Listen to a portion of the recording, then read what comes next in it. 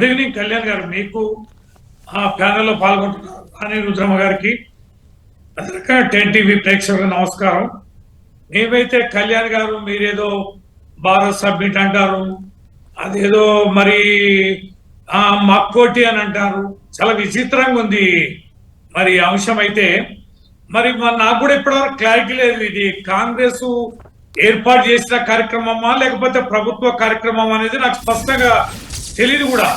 ఆ సబ్మిట్ ఏందో, దాని ఎజెండా ఏందో, దాంట్లో పాల్గొంటోళ్ళు ఎవరో, అది ఎవరి ఖర్చుతో పెడుతున్నారో, దాని అంశం ఏందో, మరి ఆ ఖర్గే గారు ఎందుకు రావడాలే, రాహుల్ గాంధీ గారు ఎందుకు రావడాలే, మరి కాంగ్రెస్ సభ అయితే మరి వారిని ఎందుకు, అధికార సభ అయితే మరి వారిని ఎందుకు ఆహ్వానించారు, ఇదంతా గందరగోళం. ఇది చాలా సార్లు మనం చూస్తాం, డైవర్షన్ పాలిటిక్స్.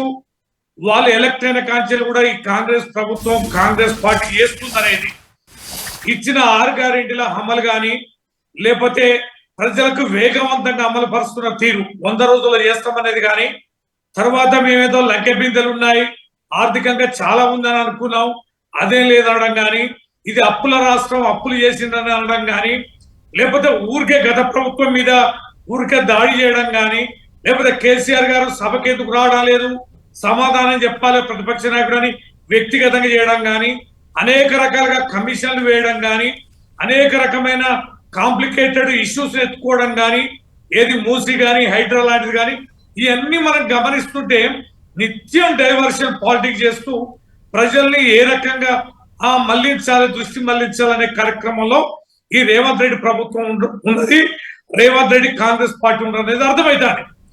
మాకు మేముగా మాత్రం మీరు అన్నట్టుగా ఏది కళ్యాణ్ గారు 100 కోట్లు అవుతాయి, ఈ కోట్లు అవుతాయి అనేది ఇవన్నగా సభకి ఏం ఖర్చు అవుతుందో అది అవుతుంది, అది అఫీషియల్ గా లీగల్ గా ఖర్చు పెడుతున్నాం.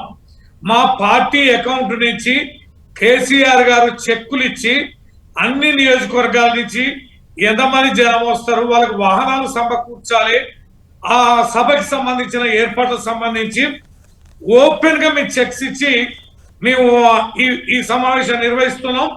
ఫైనల్ గా మీకు సభ అయినాక ఎన్నిటికి ఎంత ఖర్చు అయింది అనేది కూడా ఖచ్చితంగా ఒక బహిరంగ ప్రకటన మాత్రం చేస్తాం. ఉపాధి హామీ పథకం గురించి చాలా చర్చించామని, ఉపాధి హామీ పథకం నిధులు ఇస్తుందే కేంద్ర ప్రభుత్వం, కేంద్రంలో ఉంది బీజేపీ. మూడో పాయింట్, ఇది కాంగ్రెస్ సమ్మిటా భారత్ సమ్మిటా అనే ఒక అనుమానం వస్తుంది కదా. మీరు ఎవరిని పిలువ మా ఇష్టం అంటే కుదరదు కదా. ఇప్పుడు మీరు నన్ను మాట్లాడనిస్తే నేను మాట్లాడతాను. మాట్లాడడం మొదలు పెట్టగానే ఆయన ఎవరో వచ్చి రవీంద్రరావు గారు మీరు లాస్ట్ కంక్లూడ్ చేయండి. లేకుండా మీరు ఒక ఎజెండా పెట్టుకొని చర్చ చేయదలుచుకుంటే కళ్యాణ్ గారు మా లాంటి వాళ్ళని పిలవద్దు. చర్చ అన్నప్పుడు చర్చ లెక్క ఉండాలి. చర్చ వద్దు అనుకున్నప్పుడు మీరు ఏదో ఒక ఎజెండాతో చేయదలుచుకున్నప్పుడు అదే ఎజెండా లేదు, ఎజెండా ఏమీ లేదు ఇక్కడ. చెప్తాను కళ్యాణ్ గారు, మీరు 3 ప్రశ్నలు అడిగారు. ఓకే, చెప్పండి. ఇది ప్రభుత్వం నిర్వహిస్తున్నటువంటి కార్యక్రమం నంబర్ 1. ఈ ప్రభుత్వం ఉన్నటువంటి అందరు ఎమ్మెల్యేలనేం పిలవలేదు అక్కడికి. అది కాంగ్రెస్ వాళ్ళు కూడా చాలా మంది ఎమ్మెల్యేలు పిలవలేదు. చాలా మంది కాంగ్రెస్ ఎమ్మెల్సీలకు కూడా అక్కడ ఇన్విటేషన్ లేదు. చాలా మంది కార్పొరేట్ కూడా అక్కడ లేదు. ప్రభుత్వంలో ఉన్నటువంటి ప్రతి ఒక్కరికి కాదు, ప్రభుత్వం ఆడ పెట్టినటువంటి టాపిక్ ప్రకారము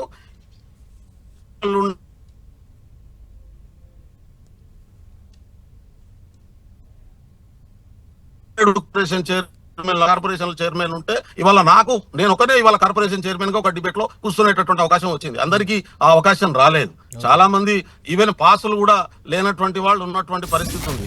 ఇప్పుడు దాన్ని ఒక రిస్ట్రిక్టెడ్ పద్ధతిలో ఎవరెవరిని పిలవాలనుకున్నారో, ఎవరెవరు ఏ టాపిక్ ఉపయోగపడతారో, దేశవ్యాప్తంగా ఉన్నటువంటి చాలా మంది ఇంటలెక్చువల్స్ వచ్చారు అక్కడికి.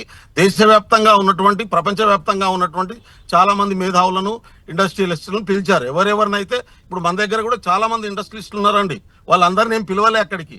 రిస్ట్రిక్టెడ్ గా ఒక 450 మందికి మాత్రమే పరిమితం చేసి ఆ కాన్ఫరెన్స్ నడుస్తున్నటువంటి పరిస్థితి ఉంది. ఇది దీంట్లో ఎవరిని పిలవాలనేటటువంటిది ప్రభుత్వం తీసుకున్నటువంటి నిర్ణయం, ప్రభుత్వమే పిలిచింది. ఆల్ పార్టీ ఇన్విటేషన్ ఇవ్వాలనేటటువంటిది కూడా ప్రభుత్వమే అనుకోలే.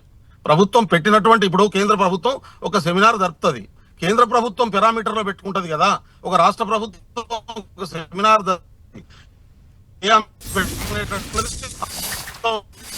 నిర్ణయిస్తారు అంతే తప్ప అదేదో కాంగ్రెస్ పార్టీది జరుగుతుంది, ప్రభుత్వం నిర్వహించినప్పుడు అందరిని పిలవాలి, అందరినీ కూర్చోబెట్టాలి, అందరికి ఇన్విటేషన్ ఇవ్వాలి అనేటటువంటి పద్ధతిలో మాట్లాడుతున్నారు.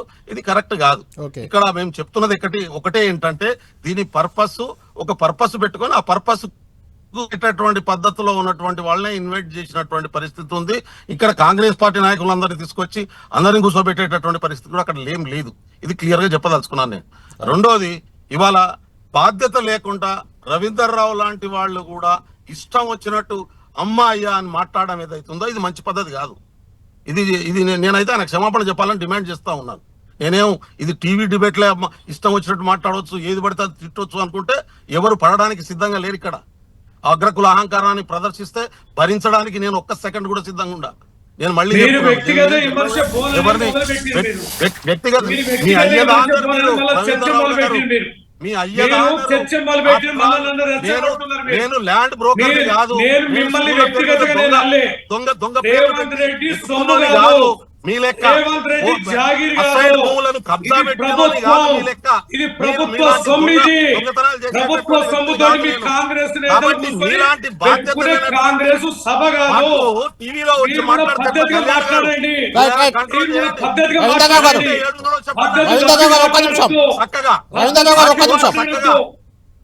ఆయన ఏదో చెప్పండి చక్కగానే ఆయన మాట్లాడింది ఏందో ఆయన బాధ్యత లేకుండా మాట్లాడటం, అహంకారంతో మాట్లాడటం, సోయి లేకుండా మాట్లాడడం, దొంగతనం చేసిన వాళ్ళే నీతులు చెప్పడం, ప్రజల గురించి మాట్లాడటం, ఈయన ఎన్ని దొంగతనాలు చేసిన బాధ్యత లేనటువంటి వ్యక్తులు కరెక్ట్ కాదు. ఆయన పార్టీలో ఉన్నాడు కాబట్టి రవీందర్ రావు దోచుకునే వాళ్ళ గురించి, రవీందర్ రావు లాంటి భూ కబ్జాదారుల గురించి, రవీందర్ రావు లాంటి స్కాలర్షిప్ ల దొంగల గురించి, పిల్లల సర్టిఫికెట్లు దొంగ పేరు